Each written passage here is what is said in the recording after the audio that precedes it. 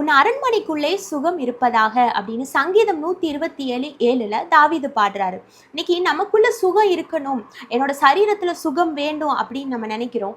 ஆனா நிறைய நேரத்துல என்ன பண்றோம்னா, ஏசு கிறிஸ்துவால் அதை முடியும், அவரால் சுகப்படுத்த முடியும்ன்றத பைபிள்ல படிக்கிறோம், பிரசங்கங்கள் கேட்கிறோம். ஆனா இதெல்லாம் பண்ணாலுமே ஒரு சின்ன ஒரு அவிசுவாசம் நமக்குள்ள வந்துடுது. இது அவரால் செய்ய முடியுமா? எனக்கு இருக்குது இவ்வளோ பெரிய வியாதியே, டாக்டர்ஸ் எல்லாம் கூட இது முடியாதுன்னு சொல்லிட்டாங்களே, இது எப்படி அவரால் கியூர் பண்ண முடியும் அப்படின்ற ஒரு கேள்வி உங்களுக்குள்ள இருக்குதுன்னா அதற்கு பேரு தான் அவிசுவாசம்.